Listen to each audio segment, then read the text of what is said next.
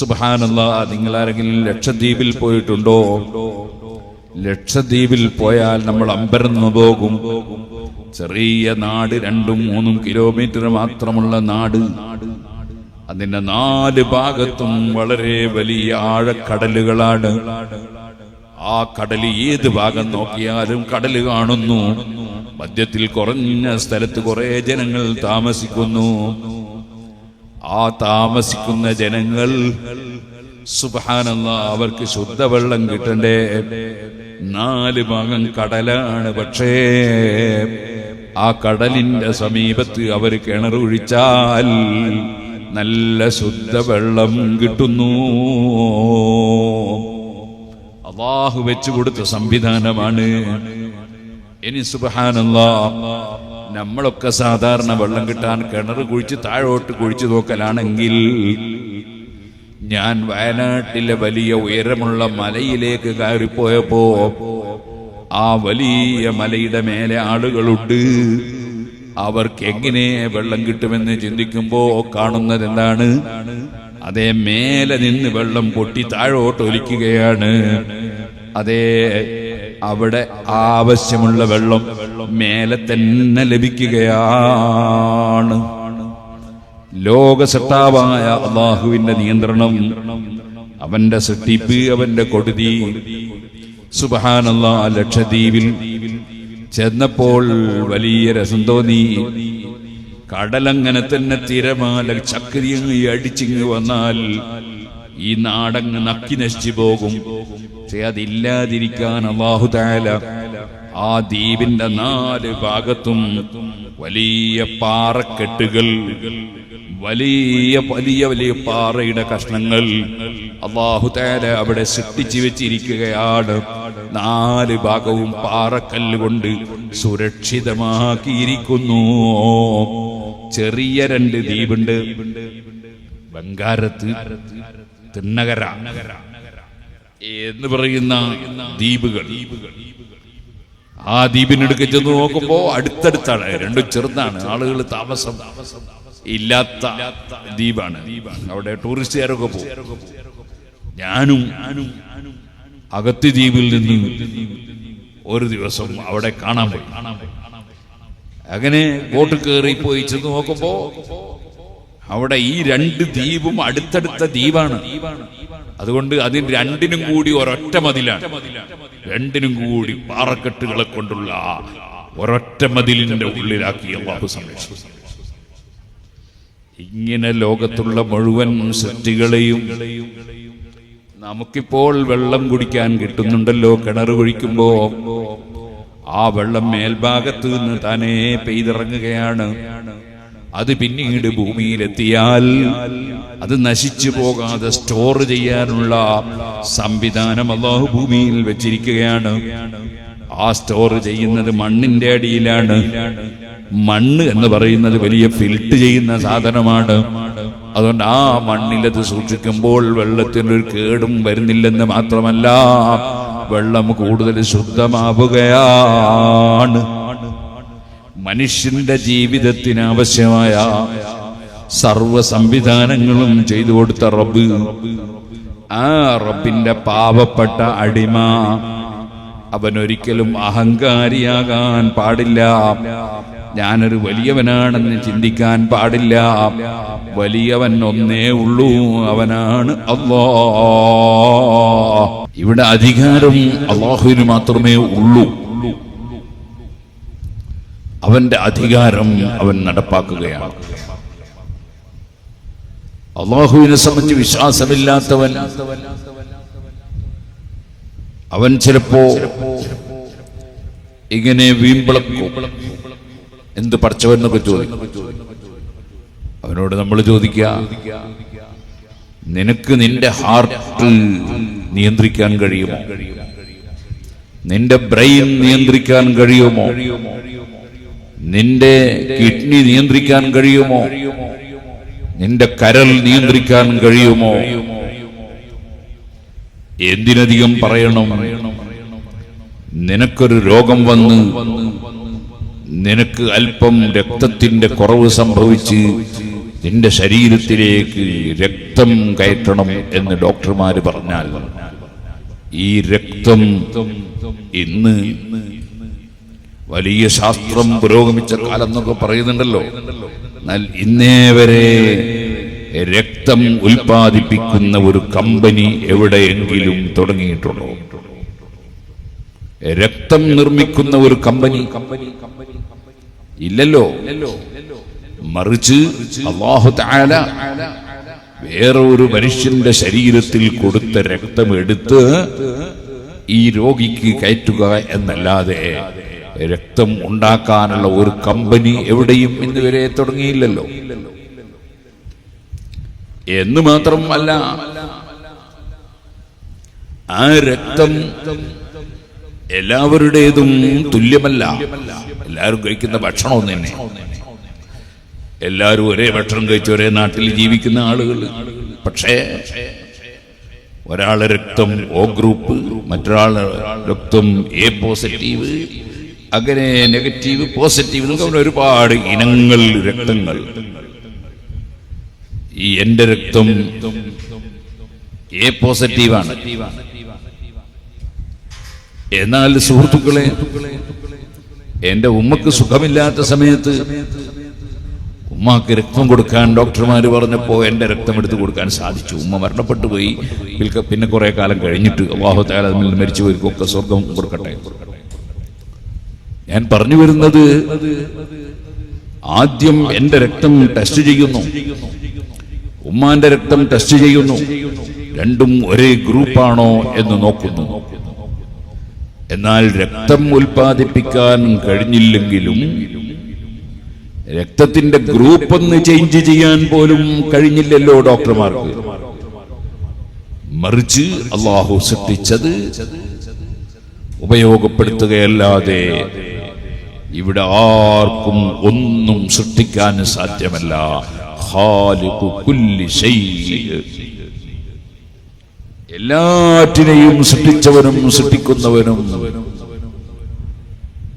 എല്ലാം നിയന്ത്രിക്കുന്നവനും സർവാധികാരിയും സർവജ്ഞാനിയും സർവാധിപത്യമുള്ളവനും തബാറക്കല്ലദീ ബിയദിഹിൽ മുൽക്ക് വഹുവ അലാ കുല്ലി ശൈഇൻ ഖദീർ.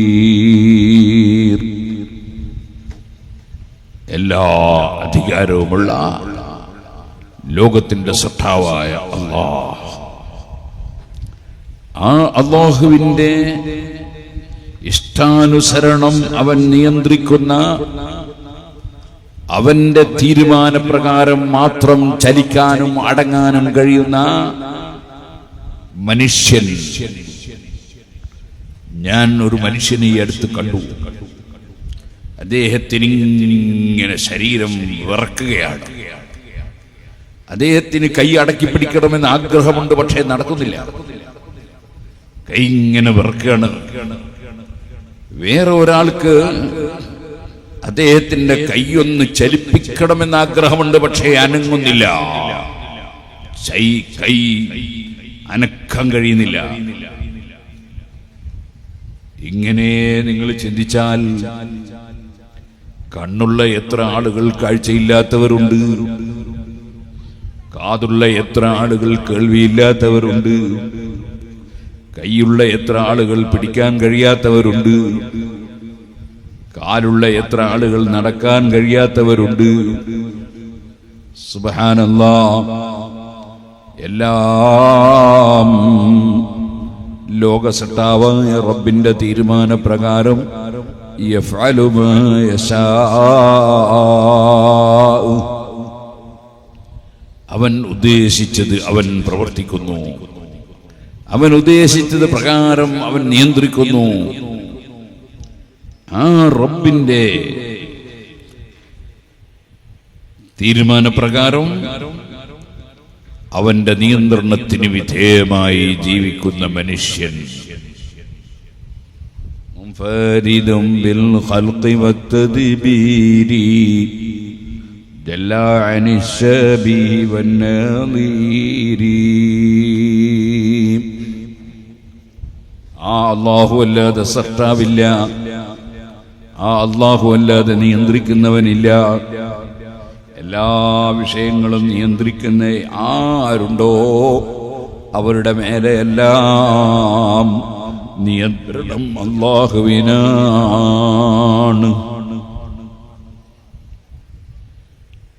മംഗലാപുരത്ത് കുറച്ചു വർഷങ്ങൾക്ക് മുമ്പ് പ്ലെയിൻ അപകടമുണ്ടായി. അല്ലാഹു അപകടങ്ങളിൽ നിന്ന് എല്ലാവരെയും കാക്കട്ടെ. അത് നിയന്ത്രിക്കുന്ന പൈലറ്റിന് എന്തേ സംഭവിച്ചത്? അല്ലാഹുവിന്റെ തീരുമാനം മറികടക്കാൻ ഒരു പൈലറ്റിനും കഴിയില്ല. ഇന്നലെ തൃശ്ശൂരിനടുത്ത് പടക്കം പൊട്ടി, അങ്ങനെ കുറെ ആളുകൾ മരണപ്പെട്ടു പോയി. സുബ്ഹാനല്ലാഹ്, അവിടെയും ആർക്കും നിയന്ത്രിക്കാൻ കഴിയുന്നില്ല. ഇങ്ങനെ പറഞ്ഞാൽ തീരൂലല്ലോ.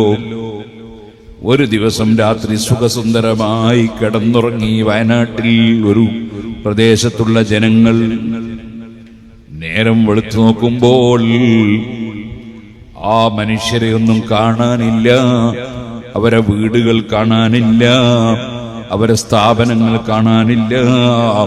മുഴുവനും അതാ വെള്ളത്തിൽ മുങ്ങി നശിച്ചു ഒലിച്ച് ഭൂമിയുടെ അടിയിലേക്ക് നീങ്ങി. നിങ്ങൾക്കറിയാമല്ലോ, ആ വലിയ ദുരന്തം സംഭവിച്ച സമയത്ത് ഒരു പാവപ്പെട്ട കിഴവിയായ ഒരു സ്ത്രീ, അവൾ പർവ്വതത്തിന്റെ മേലെ ഒരു സ്ഥലത്ത് അഭയത്തിന് വേണ്ടി ചെല്ലുമ്പോൾ അവിടെ ഒരു വലിയ ആന നിൽക്കുകയാണ്. ഈ കാട്ടാന കൊന്നുകളയുമോ എന്ന് ഭയപ്പെട്ടിട്ട്, ആനെ, ഞാൻ ഇങ്ങനത്തെ ഒരു വിഷമത്തിന്ന് വരികയാണ്, എന്നെ ഒന്നും ചെയ്യല്ലേ എന്ന് ആ അമ്മയങ്ങ് വിളിച്ചു പറഞ്ഞു. ആ ആനയുടെ കാലിന്റെ അടുക്കൽ ഒന്നും ചെയ്യാതെ ആ അമ്മയെ ആന സംരക്ഷിക്കുന്നു. ആരാണ് സുഹൃത്തുക്കളെ? മനുഷ്യരുടെയും മൃഗങ്ങളുടെയും സർവ്വസൃഷ്ടികളുടെയും മനസ്സിനെ നിയന്ത്രിക്കുന്നവൻ ആരാണ്?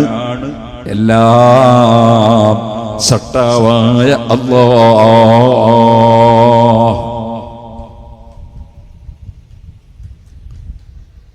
തേരട്ട എന്ന് പറഞ്ഞിട്ടൊരു ജീവിയുണ്ട്. എന്താ പറയാ, കുറെ കാലുള്ളൊരു ജീവിയുണ്ട്, തേരട്ട എന്ന് പറയും അല്ലേ? എത്ര കാലുണ്ട്, പക്ഷെ നടന്നാലെത്തൂല, മെല്ലെ പോളൂ. കാലൊരുപാടുണ്ട്, നടന്നാലെത്തൂല. ഇനി അതിനെ ഒന്ന് സ്പീഡ് കൂട്ടണമെന്ന് വിചാരിച്ചിട്ട് ഒരാൾ പോയിട്ട് തട്ടുകൊടുത്താലോ പിന്നെ തീരെ നടക്കൂല, ചുരുണ്ട അവിടെ കിടക്കും. അതേ സമയത്ത് ഒരൊറ്റ കാലുമില്ലാത്ത ഒരു പാമ്പ്, ആ പാമ്പിനെങ്ങനെ ഓടാൻ കഴിയും? സുബ്ഹാനല്ലാഹ്, നമ്മൾ നിലത്ത് കിടന്നിട്ടൊന്ന് ഓടിയാൽ എങ്ങനെയുണ്ടാകും? നിലത്ത് കിടന്നിട്ട് നമ്മൾ ഒരു ഓട്ടം ഓടിയാൽ എങ്ങനെയുണ്ടാകും? ശരീരത്തിലെ തോലൊക്കെ പൊളിഞ്ഞില്ലേ, രക്തമൊലിച്ചില്ലേ? എന്നാൽ ഈ പാമ്പ് ഒരൊറ്റ കാലുമില്ല, അതിനോടുന്നതിനൊരു തടസ്സവുമില്ല. ചിലപ്പോൾ അതിന്റെ പിന്നാലെ ഓടിയിട്ട് വളരെ സ്പീഡിൽ ഓടുന്ന മനുഷ്യനെ, പാമ്പിനെ അതാ തൊടാൻ കഴിഞ്ഞില്ല. കാലുള്ളത് കൊണ്ട് നടന്നോളണമെന്നില്ല, കാലില്ലാത്തതുകൊണ്ട് നടക്കാൻ കഴിയാതിരിക്കണമെന്നില്ല. ലോകത്ത് മുഴുവനും പാഠങ്ങളാണ്. അതേ ലഖദ് വളഹസ്സബീലു ഇലൈക ഹഖാ ഫമാ അഹദുൻ അറാദക യസ്തദില്ലു. അല്ലാഹു സുബ്ഹാനഹു വ തആല ഉണ്ട് എന്ന് അറിയാൻ, ഇതെല്ലാം പൂർണ്ണമായി അറിവുള്ള, എല്ലാറ്റിനും കഴിവുള്ള, എല്ലാം നിയന്ത്രിക്കുന്ന ഹകീമും ഖബീറുമായ ഒരുവന്റെ നിയന്ത്രണത്തിലാണ് നടക്കുന്നതെന്നറിയാൻ വലിയ ചിന്തയൊന്നും വേണ്ട. ഞാൻ ഇന്നലെ ഇങ്ങനെ വണ്ടിയിൽ ഓടി വരുമ്പോ അല്ലെങ്കിൽ ഇന്ന് രാവിലെ ഓടി വരുമ്പോ അതാ പുഴയുടെ വക്കിനെത്തിയപ്പോൾ ഞാനിങ്ങനെ ആലോചിച്ചു, ആ പുഴയുടെ വക്കിന് കുറെ പ്രത്യേകമായ ചെടികൾ, കണ്ടൽക്കാട് എന്നാണ് അതിന് പറയാ. ആ ചെടികൾ ആ വെള്ളത്തിൽ അതാ മണ്ണ് അലിഞ്ഞ് തിരിഞ്ഞ് പോകാതിരിക്കാൻ അല്ലാഹു തആല ആ പുഴയുടെ വക്കിൽ കൊണ്ടുവന്ന് അല്ലാഹു മുളപ്പിച്ചതാണ് കണ്ടൽക്കാട്. അതുപോലെയുള്ള ചില സ്ഥലങ്ങളിലൊക്കെ നമുക്കത് കാണാം. അതേ സമയത്ത് അതേ കണ്ടൽക്കാട് നമ്മുടെ നാട്ടിൽ സാധാരണ സ്ഥലത്ത് കാണുന്നില്ല. കാരണം അത് അവിടെയാണ് ആവശ്യം.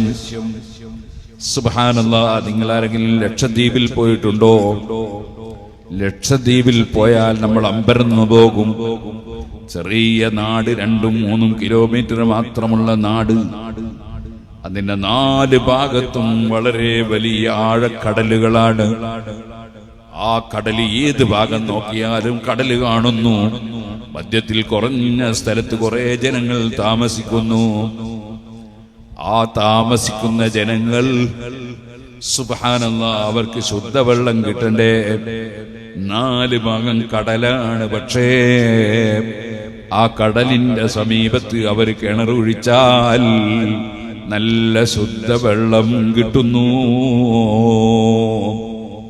അല്ലാഹു വെച്ചു കൊടുത്ത സംവിധാനമാണ്. ഇനി സുബ്ഹാനല്ലാഹ്, നമ്മളൊക്കെ സാധാരണ വെള്ളം കിട്ടാൻ കിണർ കുഴിച്ച് താഴോട്ട് കുഴിച്ചു നോക്കലാണെങ്കിൽ, ഞാൻ വയനാട്ടിലെ വലിയ ഉയരമുള്ള മലയിലേക്ക് കയറിപ്പോയപ്പോ ആ വലിയ മലയുടെ മേലെ ആളുകളുണ്ട്. അവർക്ക് എങ്ങനെ വെള്ളം കിട്ടുമെന്ന് ചിന്തിക്കുമ്പോ കാണുന്നത് എന്താണ്? അതേ മേലെ നിന്ന് വെള്ളം പൊട്ടി താഴോട്ട് ഒലിക്കുകയാണ്. അതേ അവിടെ ആവശ്യമുള്ള വെള്ളം മേലെ തന്നെ ലഭിക്കുകയാണ്. ലോകസത്താവായ അല്ലാഹുവിന്റെ നിയന്ത്രണം, അവന്റെ സൃഷ്ടിപ്പ്, അവന്റെ കൊടുതി. സുബ്ഹാനല്ലാഹ്. ലക്ഷദ്വീപിൽ ചെന്നപ്പോൾ വലിയ രസം തോന്നി. കടലങ്ങനെ തന്നെ തിരമാല ചക്രിയങ്ങ് അടിച്ചിങ്ങ് വന്നാൽ ഈ നാടങ്ങ് നക്കി നശിച്ചു പോകും. പക്ഷെ അതില്ലാതിരിക്കാൻ അല്ലാഹു തആല ആ ദ്വീപിന്റെ 4 ഭാഗത്തും വലിയ പാറക്കെട്ടുകൾ, വലിയ വലിയ വലിയ പാറയുടെ കഷ്ണങ്ങൾ അല്ലാഹു തആല അവിടെ സൃഷ്ടിച്ചു വെച്ചിരിക്കുകയാണ്. 4 ഭാഗവും പാറക്കല്ല് കൊണ്ട് സുരക്ഷിതമാക്കിയിരിക്കുന്നു. ചെറിയ 2 ദ്വീപുണ്ട്. ബംഗാരത്ത്, തിണ്ണകര എന്ന് പറയുന്ന ദ്വീപുകൾ. ആ ദ്വീപിനടുക്ക് ചെന്ന് നോക്കുമ്പോ അടുത്തടുത്താണ്, 2 ചെറുതാണ്. ആളുകൾ താമസം ഇല്ലാത്ത ദ്വീപാണ്. അവിടെ ടൂറിസ്റ്റുകാരൊക്കെ പോകും. ഞാനും അഗത്തി ദ്വീപിൽ നിന്ന് ഒരു ദിവസം അവിടെ കാണാൻ പോയി.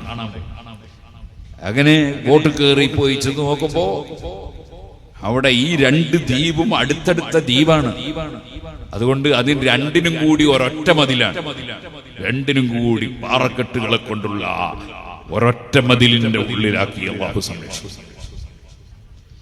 ഇങ്ങനെ ലോകത്തുള്ള മുഴുവൻ സൃഷ്ടികളെയും നമുക്കിപ്പോൾ വെള്ളം കുടിക്കാൻ കിട്ടുന്നുണ്ടല്ലോ. കിണർ കുഴിക്കുമ്പോ ആ വെള്ളം മേൽഭാഗത്ത് നിന്ന് താനേ പെയ്തിറങ്ങുകയാണ്. അത് പിന്നീട് ഭൂമിയിലെത്തിയാൽ അത് നശിച്ചു പോകാതെ സ്റ്റോർ ചെയ്യാനുള്ള സംവിധാനം അല്ലാഹു ഭൂമിയിൽ വെച്ചിരിക്കുകയാണ്. ആ സ്റ്റോർ ചെയ്യുന്നത് മണ്ണിന്റെ അടിയിലാണ്. മണ്ണ് എന്ന് പറയുന്നത് വലിയ ഫിൽട്ട് ചെയ്യുന്ന സാധനമാണ്. അതുകൊണ്ട് ആ മണ്ണിലത് സൂക്ഷിക്കുമ്പോൾ വെള്ളത്തിനൊരു കേടും വരുന്നില്ലെന്ന് മാത്രമല്ല, വെള്ളം കൂടുതൽ ശുദ്ധമാവുകയാണ്. മനുഷ്യന്റെ ജീവിതത്തിന് ആവശ്യമായ സർവ സംവിധാനങ്ങളും ചെയ്തു കൊടുത്ത റബ്ബ്, ആ റബ്ബിന്റെ പാവപ്പെട്ട അടിമ അവനൊരിക്കലും അഹങ്കാരിയാകാൻ പാടില്ല. ഞാനൊരു വലിയവനാണെന്ന് ചിന്തിക്കാൻ പാടില്ല. വലിയവൻ ഒന്നേ ഉള്ളൂ, അവനാണ് അല്ലാഹ്. അതുകൊണ്ടാണല്ലോ പ്രസവിക്കപ്പെട്ട കുട്ടിയുടെ ചവിട്ടിൽ ആദ്യം തന്നെ കൽപ്പിക്കുന്നത് അല്ലാഹു അക്ബർ, അല്ല വലിയവനാണ്, വേറെ ആരും ഇവിടെ വലിയവനില്ല. ഓരോ ദിവസവും അതാ എല്ലാവരും കേൾക്കുന്നത് 50 പ്രാവശ്യം ഉറക്കെ വിളിച്ചു പറയുന്നത് അല്ലാഹു അക്ബർ, അല്ലാഹു അക്ബർ. അതേ 30 പ്രാവശ്യം ബാങ്കിലും 20 പ്രാവശ്യം ഇഖാമത്തിലും 50 തവണ വിളിച്ചു പറയുന്നത് അല്ലാഹു അക്ബർ, അല്ല വലിയവനാണ്.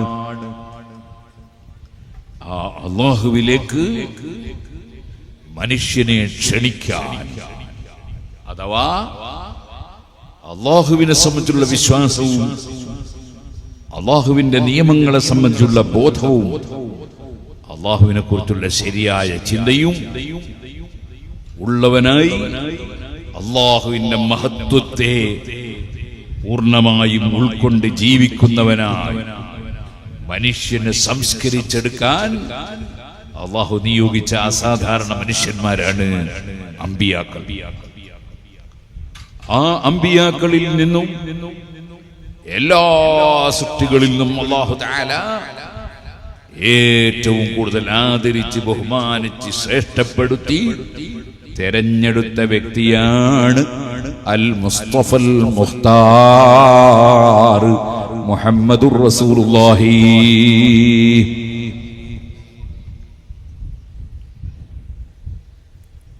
ഇന്ന് രാവിലെ മുതവൽ ക്ലാസ്സിലെ മുതഅല്ലിമീങ്ങൾക്ക് തുഹ്ഫത്തുൽ മുഹ്താജ് ഓതിക്കൊടുത്തപ്പോ ഇതിന്റെ തുടക്കത്തിൽ തന്നെ അഷ്റഫുൽ ഖൽഖ് സല്ലല്ലാഹു അലൈഹി വസല്ലമ തങ്ങളുടെ പേരിൽ അശ്ഹദു അന്ന മുഹമ്മദൻ അബ്ദുഹു വറസൂലുഹു എന്നിങ്ങനെ പറഞ്ഞുകൊണ്ട് നബി തങ്ങളുടെ മഹത്വം പറയുന്ന സ്ഥലത്ത് അൽ മുസ്തഫ എന്ന് ഇമാം നവവി റളിയല്ലാഹു അൻഹു പറഞ്ഞത് കാണാം. നബി തങ്ങളെ സംബന്ധിച്ച് പറയുമ്പോൾ അൽ മുസ്തഫ എന്ന് അലിഫ് ലാം കൂട്ടിയിട്ടാണ് പറയേണ്ടത്. ഇരിക്കട്ടെ, ആ അൽ മുസ്തഫ മുഹമ്മദുർ റസൂലുള്ളാഹി ക്ലിയറായ വ്യക്തിയാണ്. മിനസ് സഫവത്തി എന്ന് ഇബ്നു ഹജർ തങ്ങൾ അവിടെ ശറഹ് ചെയ്ത് കാണാം.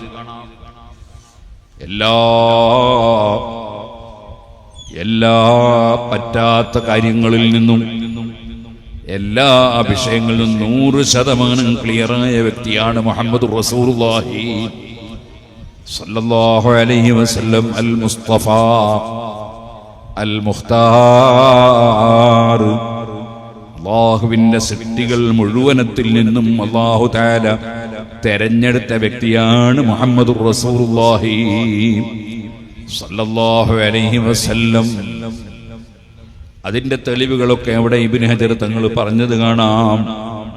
അതേ ലോകത്തുള്ള എല്ലാ സൃഷ്ടികളിലും ഏറ്റവും ശ്രേഷ്ഠരായ മുഹമ്മദുർ റസൂലുള്ളാഹി സല്ലല്ലാഹു അലൈഹി വസല്ലം, ആ നബി തങ്ങളെ ബഹുമാനിക്കുന്നവനാണ് മുഅ്മിൻ, ആ നബി തങ്ങളിൽ വിശ്വസിക്കുന്നവനാണ് മുഅ്മിൻ. ആ നബി സല്ലല്ലാഹു അലൈഹി വസല്ലം തങ്ങൾ കൊണ്ടുവന്ന ദീനുൽ ഇസ്ലാമിനെ സഹായിക്കുന്നവനാണ് മുഅ്മിൻ. ഫല്ലദീന ആമനൂ ബിഹി വഅസ്സറൂഹു വനസറൂഹു വത്തബഉ അൻ-നൂറല്ലദീ ഉൻസില മഅഹു. അല്ലാഹ് പറഞ്ഞില്ലേ, ആ നബിയെ കൊണ്ട് വിശ്വസിക്കുന്നവർ, വഅസ്സറൂഹു, ആ നബിയെ ബഹുമാനിക്കുന്നവർ, അതേ മാത്രമല്ല വനസറൂഹു, ആ നബിതങ്ങളെ സഹായിക്കുന്നവർ. നബിതങ്ങളെ സഹായിക്കൽ എങ്ങനെയാണ്?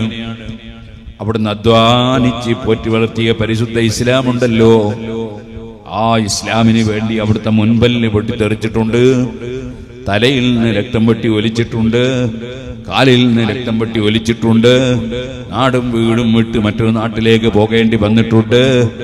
അതെ, അങ്ങനെ എന്തെല്ലാം സംഭവങ്ങൾ അവിടുത്തെ ജീവിതത്തിൽ കഴിഞ്ഞുപോയി. അതെല്ലാം എന്തിനു വേണ്ടിയായിരുന്നു? അല്ലാഹുവിന്റെ ദീൻ ഇവിടെ പ്രചരിപ്പിക്കാനായിരുന്നു. ആ ദീൻ ഇവിടെ നിലനിർത്തുന്നതിനും പ്രചരിപ്പിക്കുന്നതിനും സഹായിച്ചാൽ ഹബീബ് നബി തങ്ങളെ സഹായിച്ചവനായി. അതുകൊണ്ട് തന്നെ എന്റെ പ്രിയപ്പെട്ട മുതഅല്ലിമീങ്ങൾ, അവർ ഇൽമു പഠിക്കുന്നത് എന്തിനാണ്? ദീൻ ഇവിടെ നിലനിർത്താനാണ്. ആ മുതഅല്ലിമീങ്ങൾ റസൂലുള്ളാഹി സ്വല്ലല്ലാഹു അലൈഹി വസല്ലമ തങ്ങളെ സഹായിക്കുന്നവരാണ്. ആ മുതഅല്ലിമീങ്ങൾക്ക് ഓതിക്കൊടുക്കുന്ന ഉസ്താദുമാർ നബിതങ്ങളുടെ ദീനിനെ സഹായിക്കുന്നവരാണ്. മദ്രസയിൽ വന്ന് പഠിക്കുന്ന കുട്ടികൾ അള്ളാന്റെ ദീനിനെ സഹായിക്കുന്നവരാണ്. അവരെ പഠിപ്പിക്കുന്ന ഉസ്താദുമാർ പടച്ച റബ്ബിന്റെ ദീനിനെ സഹായിക്കുന്നവരാണ്. ആ ഉസ്താദുമാർക്ക് ശമ്പളം കൊടുക്കാൻ വേണ്ടി അതാ മാസത്തിൽ സംഖ്യ കൊടുക്കുന്നവർ അള്ളാഹുവിന്റെ ദീനിനെ സഹായിക്കുന്നവരാണ്. അശ്ഹദു അല്ലാ ഇലാഹ ഇല്ലല്ലാഹ് അശ്ഹദു അന്ന മുഹമ്മദുർ റസൂലുള്ളാഹ് എന്ന് പള്ളിയിൽ വിളിച്ചു പറയാൻ ഒരാളെ നിശ്ചയിച്ചപ്പോൾ അദ്ദേഹത്തിന് ശമ്പളം കൊടുക്കണം. അതുപോലെ ഇമാമിന് ശമ്പളം കൊടുക്കണം. അത് സംഘടിപ്പിക്കുന്ന കമ്മിറ്റിക്കാർ അള്ളാഹുവിന്റെ ദീനിനെ സഹായിക്കുന്നവരാണ്. അങ്ങനെ ഏത് നല്ല കാര്യങ്ങൾ ചെയ്യുന്നവരുണ്ടോ അവരെല്ലാം അള്ളാഹുവിന്റെ ദീനിന്റെ സഹായികളാണ്. അതേ സുഹൃത്തുക്കളെ, അല്ലാഹു ജല്ല ജലാലുഹു പറയാണ്, ഫല്ലദീന ആമനൂ ബിഹി വഅസ്സറൂഹു വനസറൂഹു വത്തബഉൻ നൂറല്ലദീ ഉൻസില മഅഹ്. ആ നബിതങ്ങളുടെ കൂടെ ഇറക്കപ്പെട്ട വെളിച്ചം പരിശുദ്ധ ഖുർആൻ. ആ ഖുർആൻ അനുസരിച്ച് ജീവിക്കുന്നവർ നാല് കാര്യം, ഫൗലൈക ഹുമുൽ മുഫ്ലിഹൂൻ, അവരാണ് വിജയിച്ചവർ. അപ്പൊ ഒന്ന് നബി സല്ലല്ലാഹു അലൈഹി വസല്ലം ബഹുമാനിക്കണം. നബിതങ്ങളെ ശരിക്കും ബഹുമാനിക്കുമ്പോ നബിതങ്ങൾ പറഞ്ഞതിനെതിരെ ഒന്നും ചെയ്യൂല. നബി സല്ലല്ലാഹു അലൈഹി വസല്ലം തങ്ങൾ പറഞ്ഞു, സല്ലൂ കമാ റഅയ്തുമുനി ഉസല്ലി, ഞാൻ എങ്ങനെ കണ്ട് ഞാൻ നിസ്കരിക്കുന്നത് എങ്ങനെയാണോ നിങ്ങൾ കണ്ട് മനസ്സിലാക്കിയത് അതുപോലെ നിസ്കരിക്കണം. ഈ ഹദീസ് ധരിച്ചുകൊണ്ട് ഇമാം നവവി റളിയല്ലാഹു അൻഹു പറഞ്ഞു, വെള്ളിയാഴ്ച ദിവസം അറബിയിൽ ഖുതുബ ഓതിയിട്ട് അറബിയിൽ ജുമാ നിസ്കരിക്കണം. കാരണം നബി സല്ലല്ലാഹു അലൈഹി വസല്ലം പറഞ്ഞില്ലേ, ഞാൻ നിസ്കരിച്ച പോലെ നിസ്കരിക്കണം. നബി തങ്ങൾ അറബി ഭാഷയിൽ മാത്രം ഖുതുബ ഓതി അറബിയിൽ മാത്രമാണ് ജുമാ നിസ്കരിച്ചത്. അപ്പൊ പിന്നെ ജുമാ നിസ്കാരത്തിനൊരു ഭാഷ, ഖുതുബക്ക് വേറൊരു ഭാഷയാക്കിയ നബി തങ്ങൾ പറഞ്ഞ പോലെ ആയില്ല. നബി തങ്ങളെ അനുസരിച്ചില്ല. നബി സല്ലല്ലാഹു അലൈഹി വസല്ലം നിസ്കരിച്ച പോലത്തെ നിസ്കാരമായില്ല. അപ്പൊ അറബിയിൽ മാത്രം ഖുതുബ ഓതി അറബിയിൽ മാത്രം ജുമാ നിസ്കരിക്കുമ്പോഴേ നബി സല്ലല്ലാഹു അലൈഹി വസല്ലം തങ്ങളെ അനുസരിച്ചവനാവുള്ളൂ, നബി തങ്ങളെ ബഹുമാനിച്ചവനാവുള്ളൂ. സുബ്ഹാനല്ലാഹ്, ഒരാള് വിവരമില്ലാതെ എങ്ങനെ യാത്ര പോകുമ്പോ വെള്ളിയാഴ്ച ഉച്ചക്കൊരു പള്ളി കണ്ട്, ആ പള്ളി യാത്രക്കാരനായതുകൊണ്ട് അയാളുടെ നീണ്ട യാത്രയില്ല, ബാക്ക് ജുമാ ഉജൂബില്ല. അപ്പൊ അദ്ദേഹം ഏതായാലും ളുഹർ നിസ്കരിക്കണമെന്ന് വിചാരിച്ചിട്ട്, നിസ്കാര പള്ളിയാണെന്ന് വിചാരിച്ചു, ജുമാ ഇല്ലാത്ത പള്ളിയായിരിക്കും വിചാരിച്ച് കയറി നോക്കുമ്പോ അതൊരു സലഫിന്റെ പള്ളി. അവിടെ നോക്കുമ്പോ അവരൊരു മീറ്റിങ്ങും പ്രസംഗവും ഉണ്ട്. മീറ്റിങ്ങിലല്ലേ പ്രസംഗിക്കുക, അല്ലാതെ ജുമാക്ക് ഖുത്ബല്ലേ ചെയ്യുക. അവർ പ്രസംഗിക്കുകയാണ് മെമ്പർ. എന്നിട്ട് ഒരു മീറ്റിങ്ങും ഒരു പരിപാടി. അങ്ങനെ ആ മലയാളത്തിലുള്ള പ്രസംഗം കേട്ട് അവരെ കൂടെ ഇവൻ ജുമയാണെന്നും വിചാരിച്ച് നിസ്കരിച്ചാൽ അവൻ ളുഹർ പിന്നെ മാറ്റിക്കിരിക്കണം. എന്താ സംശയം? അത് ജുമയല്ലല്ലോ, അത് ജുമയല്ലല്ലോ, അത് മീറ്റിംഗും പ്രസംഗമല്ലേ, അത് നിസ്കാരാണെങ്കിൽ ഷർത്തൊക്കെ ഉണ്ട്. അവിടുത്തെ മറക്കാതെ നിസ്കരിച്ചാൽ നിസ്കാരം ശരിയാവും, പൊതു കൊടുക്കാണ്ട് നിസ്കരിച്ചാൽ നിസ്കാരം ശരിയാവും. ഇതുപോലെ ഖുതുബ ശരിയായ ഖുതുബ ഓതാതെ നിസ്കരിച്ചാൽ നിസ്കാരാവോ? അതുകൊണ്ട് തന്നെ ആ വ്യക്തി എന്ത് വേണം? അവനങ്ങനെ പെട്ടുപോയെങ്കിൽ ളുഹർ മാറ്റി നിസ്കരിക്കണം, യാതൊരു സംശയവും ഇല്ല. ഇതിപ്പോ പുരുഷനെ പറ്റിയാ ഞാൻ പറഞ്ഞു. പിന്നെ ആ കേറിപ്പെട്ട ഒരു പെണ്ണാണെങ്കിലോ, എന്നാ പിന്നെ പറയുകയും വേണ്ട. അവള് വേണ്ടാത്ത വിഷയത്തിൽ കയറിയതാ. അവൾക്ക് പള്ളിയിൽ സുന്നിന്റെ പള്ളിയാണ് തന്നെ കയറിയിരിക്കേണ്ട ആവശ്യമില്ല, അല്ലേ? അങ്ങനല്ലേ? നബി സല്ലല്ലാഹു അലൈഹി വസല്ലം തങ്ങൾ എന്താ പറഞ്ഞത്? ബുയൂത്തുഹുന്ന ഖൈറുൽ ലഹുന്ന, സ്ത്രീകൾക്ക് നിസ്കരിക്കാൻ അവരുടെ വീടാണ് ഖൈർ. അപ്പൊ പിന്നെ യാത്രക്കാരാകുമ്പോ എന്താ ചെയ്യാ? യാത്രക്കാരാകുമ്പോ യാത്രക്കാരികൾക്ക് നിസ്കരിക്കാൻ വേണ്ടി സുന്നത്ത് ജമാഅത്തിന്റെ പള്ളിയുടെ പരിസരങ്ങളിൽ പല സ്ഥലത്തും നിസ്കരിക്കാനുള്ള സൗകര്യമുണ്ട്. അവിടെ കയറി നിസ്കരിച്ചാൽ കുഴപ്പമില്ല. അതേപോലെ തന്നെ തൊട്ടടുത്ത വീട്ടിൽ കയറി നിസ്കരിച്ചാൽ കുഴപ്പമില്ല. അവളെ സംബന്ധിച്ചിടത്തോളം പള്ളിയിൽ പോട്ടെ, അതൊരാവശ്യവും തന്നെ ഇല്ല. ഇനി ഏതായാലും പോയി പെട്ടു എന്ന് വിചാരിക്കുക. എന്നാലോ അവൾ അവിടെ വെച്ച് ഒരിക്കലും ആ മീറ്റിംഗിൽ പങ്കെടുത്ത് തിരിച്ചു വന്നിട്ട് ഞാൻ ജുമാ നിസ്കരിച്ചു എന്ന് വിചാരിക്കാൻ പാടില്ല. മറിച്ച് ളുഹർ നിസ്കാരം തന്നെ നിർവഹിക്കണം. അങ്ങനത്തെ ഒരു പരിപാടി പങ്കെടുത്ത് ഇറങ്ങി വന്നിട്ട് ഏതെങ്കിലും ഒരുത്തനോട് ചോദിച്ച് ഞാൻ ഇങ്ങനെ ഒരു നിസ്കാരം നിർവഹിച്ച് മതിയാവുന്നു, അതിനൊരു കുഴപ്പമില്ല എന്നൊരുത്തൻ പറഞ്ഞാൽ അവന് ലോകത്തൊരു വിവരമില്ല. യാതൊരു നിസ്കാരത്തിന്റെ ചെറുത്തും അറിയില്ല, ജുമാന്റെ ചെറുത്തും അറിയില്ല, ജുമാന്റെ ഫർദും അറിയില്ല, ഒന്നും അറിയില്ല. ഇനി ഞാൻ പറയട്ടെ, ജുമയാകണമെന്നില്ല. അല്ലാത്ത നിസ്കാരം തന്നെയാണെങ്കിലും നിസ്കാരത്തിന് ചെറുത്തും ഫർദും ഇല്ലേ? ആ ചെറുത്തും ഫർദും ഒക്കെ അംഗീകരിക്കുന്നുണ്ടോ ഈ പുത്തൻവാദികൾ, സലഫികൾ, ജമാഅത്ത് ഇസ്ലാമിക്കാരൊക്കെ? ഇല്ലല്ലോ. നിങ്ങൾ എടുത്തു നോക്ക്, 1982 സലഫികളുടെ മദ്രസ പുസ്തകം എടുത്തു, എന്റെ അടുത്തുണ്ട്. അതിൽ നിസ്കാരത്തിന് ഫർദ് 9 പറഞ്ഞു, നിയ്യത്തില്ല. അതുപോലെ 5 ഫർദയിലില്ല. അപ്പൊ അവര് പിന്നീട് ഞാൻ അതിനെ സംബന്ധിച്ച് അവരെ പുസ്തകം കാണിച്ച് ആളുകളെയൊക്കെ ബോധ്യപ്പെടുത്തിയപ്പോ പിന്നീട് അവരെ കൂട്ടത്തിൽ 2 ആള് രാജിവെച്ച് കല്ലിക്കണ്ടി. അതിന്റെ ശേഷം പിന്നെ 5 കൂട്ടി ചേർത്തിട്ടുണ്ട്. അത് വേറെ, അത് ആത്മാർത്ഥമായി ചെയ്തതല്ല, ആളുകളെ പറ്റിക്കാൻ വേണ്ടി ചെയ്ത. ഏതായിരുന്നാലും ഞാൻ പറഞ്ഞു വരുന്ന നിസ്കാരത്തിന് അവർക്ക് നിയ്യത്തില്ല. പിന്നെ എങ്ങനെ എഞ്ചിൻ കേടായാൽ പിന്നെ ബോഗി പോയി കൊളുത്താൻ പറ്റും? നിയ്യത്തില്ലാത്ത നിസ്കാരത്തിന് നമ്മളിങ്ങനെ തുറന്ന് നിസ്കരിക്കുകയാണ്. ചിലപ്പോ ഇറങ്ങി വരുമ്പോൾ ഭാര്യനെ തൊട്ടിട്ടാ വരിക, അപ്പൊ ഒതുവും ഉണ്ടാവില്ല. ഒതുവിന് എന്നെ നിയ്യത്ത് ചെയ്തിട്ടുണ്ടാവില്ല, അമ്പെങ്കിൽ ഒതു എടുത്തതിനെ ശരിയായിട്ടുണ്ടാവില്ല. പിന്നെ സുബ്ഹാനല്ലാഹ്, ഇതിന്റെ ഒക്കെ പുറമേ എന്താണ്, നബി സല്ലല്ലാഹു അലൈഹി വസല്ലം നമ്മളെ പോലത്തെ ഒരു കേവല മനുഷ്യനാണെന്ന് വിശ്വസിക്കുന്നുണ്ടാവും. പിന്നെ ഈമാനും പോയി. അള്ളാഹിനെ സംബന്ധിച്ച് പഴയ കാലത്ത് യൗമ യുക്സഫു അൻ സാഖ് എന്ന് പറഞ്ഞ ആയത്തിന് പഴയ കാലത്ത് മുജാഹിദിന്റെ സലഫിന്റെ മൗലവിമാരൊക്കെ അർത്ഥം വെച്ചിട്ടുണ്ട്. അവരെ ഖുർആൻ പരിഭാഷയിൽ അർത്ഥം വെച്ച് എന്താ പറയുക? യൗമ യുക്സഫു അൻ സാഖ്, കാര്യം ഗൗരവത്തിലെത്തുന്ന ദിവസം, കാര്യം കൊടുമ്പിരി കൊള്ളുന്ന ദിവസം. ഇങ്ങനെയൊക്കെയാണ് അമാനി മൗലവിന്റെ, ഉമർ മൗലവിന്റെ ഒക്കെ പഴയ പരിഭാഷ. ഇപ്പൊ എന്താ അർത്ഥം എന്നറിയോ? യൗമ യുക്സഫു അൻ സാഖ്, അല്ലാഹു തആല തണ്ടങ്കാലം ഒന്ന് തുണി കയറ്റുന്ന ദിവസം. അള്ളാഹിനെ പറ്റി പറഞ്ഞതാ. ഇതാ സലഫി എന്ന് പറയുന്നത്. ഇവനെ തുറന്ന് നിസ്കരിച്ചാൽ നിസ്കാരം ശരിയാവും. അപ്പോ ഒരിക്കലും ആരെങ്കിലും അറിവില്ലാത്തവർ അറിവുകേട് പറയുമ്പോ അതൊന്നും വിശ്വസിച്ചു പോകരുത്. നമ്മുടെ സുന്നത്ത് ജമാഅത്തിന്റെ പണ്ഡിതന്മാരിൽ നിന്ന് ദീനിന്റെ ഇൽമ് പഠിക്കണം, അത് അറിയണം, പഠിപ്പിക്കണം, അത് പിന്തുടർന്ന് ജീവിക്കണം. സുഹൃത്തുക്കളെ, ഹബീബ് മുഹമ്മദ് റസൂലുള്ളാഹി സല്ലല്ലാഹു അലൈഹി വസല്ലം തങ്ങളെ ആദരിക്കാതെ അവിടുന്ന് ഒരു കേവല സാധാരണ മനുഷ്യനാണെന്ന് വിശ്വസിച്ചാൽ ഈമാൻ കിട്ടില്ല. അള്ളാഹുവിന് തണ്ടങ്കാലുണ്ട് എന്ന് വിശ്വസിച്ചാൽ ഈമാൻ കിട്ടില്ല. ഈമാനോടെ മരിക്കണമെങ്കിൽ ഫല്ലദീന ആമനൂ ബിഹി വഅസ്സറൂഹു, നബിതങ്ങളെ ബഹുമാനിക്കണം, വനസറൂഹു, നബിതങ്ങളുടെ ദീനിനെ, നബിതങ്ങളെ സഹായിക്കണം,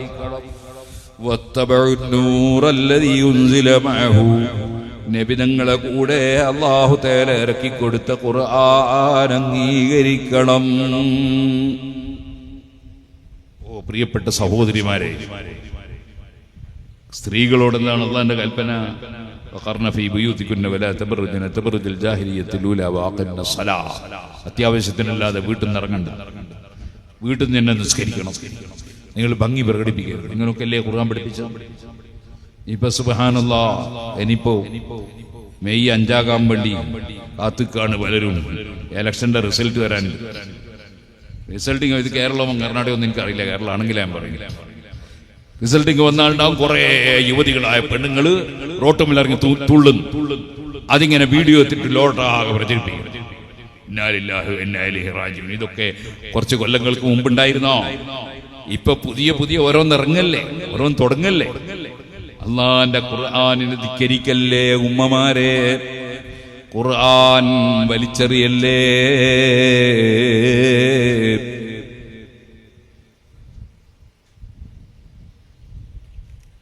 പരിശുദ്ധ ഖുർആൻ അംഗീകരിക്കാതെ ജീവിക്കുന്ന കക്ഷികൾ, സുബ്ഹാനല്ലാഹ്,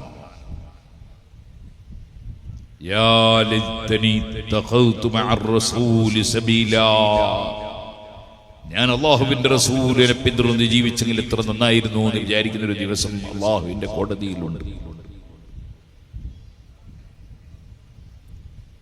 ഇത്തഖദൂ ഹാദൽ ഖുർആന മഹ്ജൂറാ, ഈ ഖുർആൻ ഇവർ അംഗീകരിച്ച് ജീവിച്ചില്ല അല്ലാഹ് എന്ന് ഹബീബ് നബി തങ്ങൾ കംപ്ലൈന്റ് പറയുന്ന ഒരു ദിവസം വരാനുണ്ട്. അതുകൊണ്ട് ഖുർആൻ അനുസരിച്ച് ജീവിക്കണം. നബിതങ്ങളുടെ ഉപദേശങ്ങൾ ജീവിതത്തിൽ പകർത്തണം. അത് നന്നായി പഠിച്ച ഇമാമീങ്ങൾ പഠിപ്പിച്ചതുപോലെ പരിശുദ്ധ ദീനിനെ മനസ്സിലാക്കണം. അതേ സൽക്കർമ്മങ്ങളിൽ അതിപ്രധാനമാണ്. ഇന്നല്ലാഹ വ മലായികതഹു യുസല്ലൂന അലൻ നബിയ്യ് യാ അയ്യുഹല്ലദീന ആമനൂ സല്ലൂ അലൈഹി വസല്ലിമൂ തസ്ലീമാ.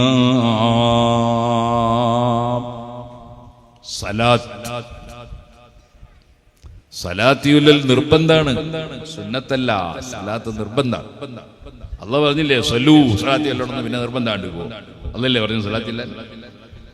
ആ നിർബന്ധം എവിടെയാണ്? നിസ്കാരത്തിൽ സലാത്തിയുൽ നിർബന്ധമാണ്. ഖുതുബയിൽ സലാത്തിയുൽ നിർബന്ധമാണ്.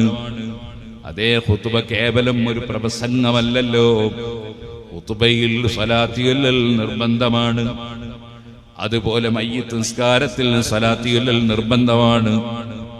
അഷ്റഫുൽ ഖൽഖ് സല്ലല്ലാഹു അലൈഹി വസല്ലമ തങ്ങളുടെ പേര് കേൾക്കുമ്പോൾ നിർബന്ധമായും സലാത്ത് ചൊല്ലേണ്ടതാണ്. ഓ സുഹൃത്തുക്കളെ, അവിടുത്തെ പേര് ഓർമ്മിക്കുമ്പോൾ തന്നെ അല്ലാഹുമ്മ സല്ലി വസല്ലിം അലൈഹി സലാത്ത് ചൊല്ലൽ സുന്നത്താണ്. അതേ നിസ്കാരം ഫർളും സുന്നത്തും ഉള്ളതുപോലെ, നോമ്പ് ഫർളും സുന്നത്തും ഉള്ളതുപോലെ, ഹജ്ജ് ഫർളും സുന്നത്തും ഉള്ളതുപോലെ, അതേ ധർമ്മം ഫർളും സുന്നത്തും ഉള്ളതുപോലെ സലാത്ത് ഫർളും സുന്നത്തുമുണ്ട്. അല്ലാത്ത ഏത് സമയങ്ങളിലും സലാത്ത് സുന്നത്ത് തന്നെയാണ്, പുണ്യമാണ്. എന്നാൽ ദുആ തുടങ്ങുമ്പോൾ പ്രത്യേകം സുന്നത്താണ്, ദുആ തീരുമ്പോൾ പ്രത്യേകം സുന്നത്താണ്.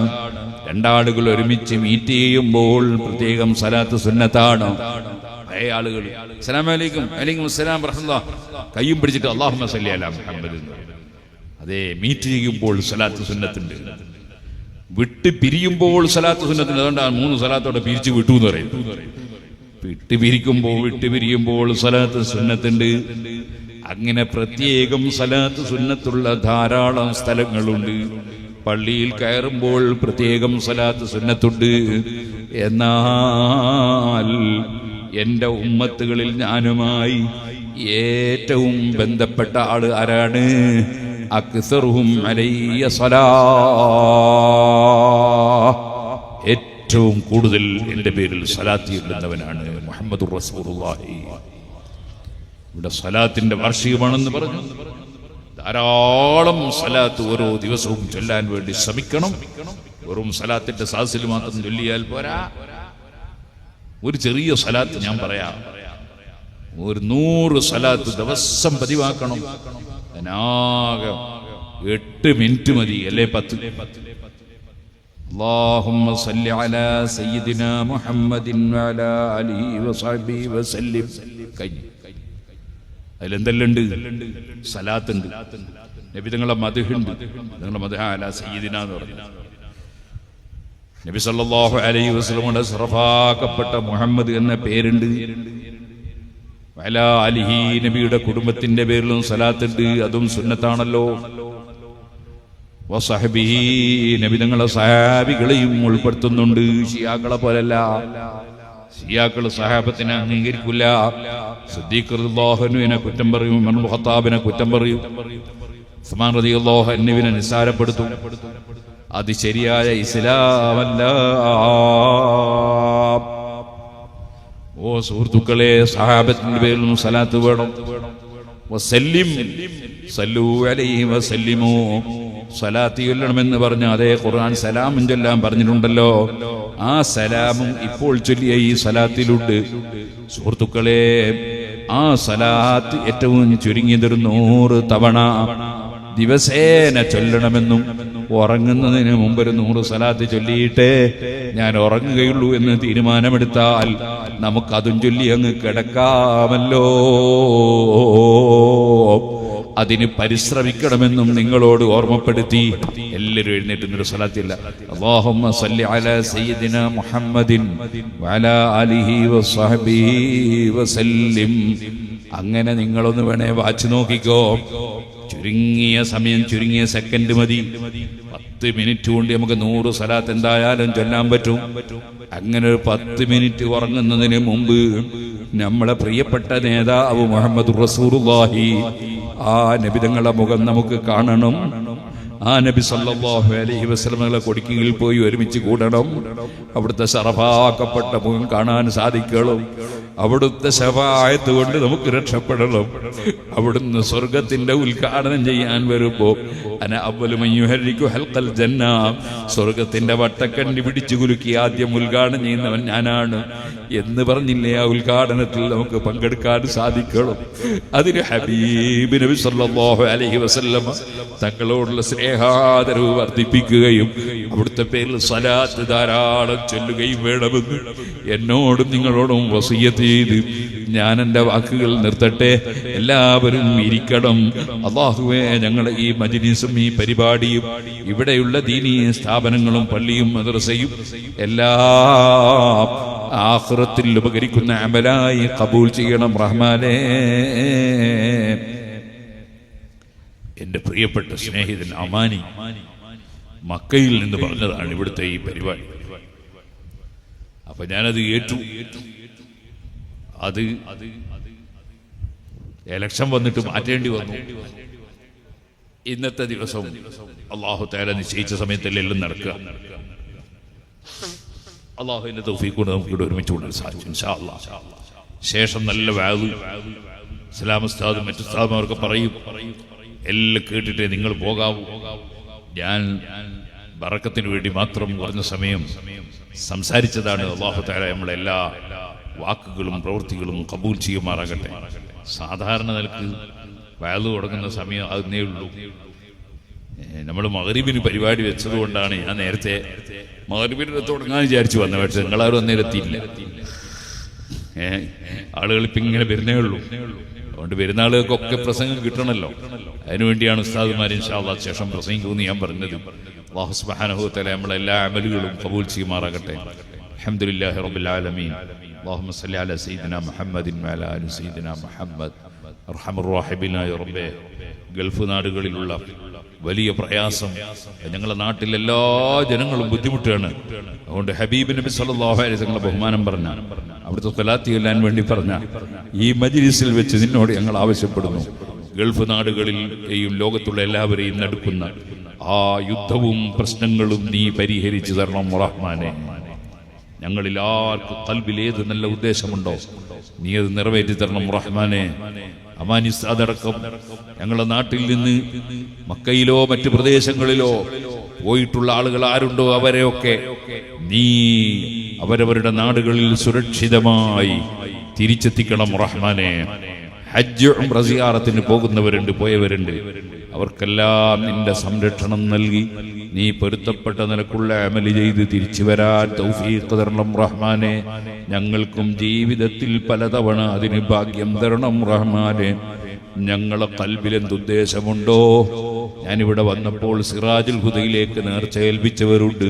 ഞങ്ങളെ സ്ഥാപനങ്ങളിലേക്ക് നേർച്ച ചെയ്തവരാരുണ്ടോ? സദഖ നൽകുന്നവരുണ്ടോ? ഈ മഹത്തായ സ്ഥാപനങ്ങൾ നടത്തുന്നതിന് സഹായിച്ച ആരുണ്ടോ? എല്ലാവരുടെയും ഖൽബിലെ ഖൈറായ ഉദ്ദേശങ്ങൾ നീ നിറവേറ്റണം റഹ്മാനെ. രോഗികളെ രോഗങ്ങൾ സുഖപ്പെടുത്തണം റഹ്മാനെ. ഗർഭിണികൾക്ക് സുഖപ്രസവം നൽകണം റഹ്മാനെ. മക്കളില്ലാത്തവർക്ക് ഖൈറായ മക്കളെ നൽകണം റഹ്മാനെ. ബിസിനസ്സുകളിലും ജോലികളിലും യാത്രകളിലും അധ്യാപനങ്ങളിലും പഠനങ്ങളിലും കൃഷികളിലും ഏത് വഴി തേടുന്നുണ്ടോ മഈശത്തിന്, അതെല്ലാം ഖൈറിലും ബറക്കത്തിലുമാക്കണം റഹ്മാനെ. അവസാനം ലാ ഇലാഹ ഇല്ലല്ലാഹ് എന്ന കലിമ ചൊല്ലി സന്തോഷത്തോടെ മരിക്കാൻ ഭാഗ്യം തരണം റഹ്മാനെ. ربنا تقبل منا إنك أنت السميع العليم وتب علينا إنك أنت التواب الرحيم.